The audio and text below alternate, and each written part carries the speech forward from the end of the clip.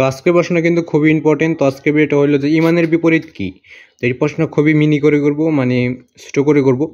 তো ভিডিওটা 1 থেকে 2 মিনিটের মধ্যে শেষ করে দেওয়ার চেষ্টা করবো যে ইমানের বিপরীতটা কী। তো আজকে এটাই বলে দেবো। তো এর আগে তোমরা চ্যানেল নতুন হয়ে থাকলে চ্যানেলটা সাবস্ক্রাইব করবে আর কল দিবে, ভিডিও থেকে লাইক করবে। যদি আরও কোনো ক্লাসের প্রশ্ন তো তোমাদের সরাসরি গাইড থেকে লাগে তো অবশ্যই কমেন্টে বলে দেবে যে কোন ক্লাসের কী প্রশ্ন তোমাদের সরাসরি গাইড থেকে লাগবে। যদি কমেন্ট করো তাহলে আমি অবশ্যই সরাসরি গাইড থেকে তোটা দিয়ে দেবো। আর তোমাদের যারা ইউটিউব চ্যানেল থেকে ভিডিওটা দেখছো ইউটিউব চ্যানেলটা সাবস্ক্রাইব করবে আর ব্যালেন্স অল সেট করবে, ভিডিও থেকে লাইক করবে। আর যারা ফেসবুক থেকে দেখতেছো ফেসবুক পেজটাকে ফলো করবে, ফেভারিট করবে, অল নোটিফিকেশন অন করবে, ভিডিও থেকে লাইক করবে।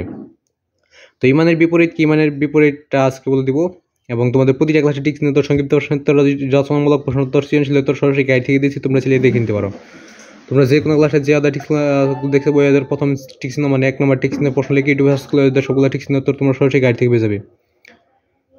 যদি না পাও তাহলে যে আদা টিক্স দেখতে বই এদের প্রথম টিক্স মানে 1 নম্বর টিক্স নিয়ে প্রশ্ন লিখবে, তারপরে এই সামাসা লিখবে, তারপরে ইউটিউবে সার্চ করলে এদের সবগুলো টিক্স নিয়ে উত্তর তোমরা সরাসরি গাইড থেকে পেয়ে যাবে। এবং সংক্ষিপ্ত প্রশ্ন লিখে ইউটিউবে সার্চ করলে ইউটিউবে সার্চ করলে তোমরা সংক্ষিপ্ত প্রশ্ন পেয়ে যাবে। রচনামূলক প্রশ্ন লিখে ইউটিউবে সার্চ করলে রচনামূলক প্রশ্ন পেয়ে যাবে। আর সৃজনশীলের ক নাম্বার লিখে ইউটিউবে সার্চ করলে সৃজনশীলের সম্পূর্ণতাটা পেয়ে যাবে।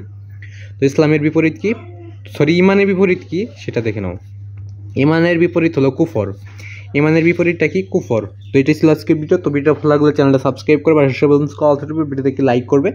তো ইমানের বিপরীত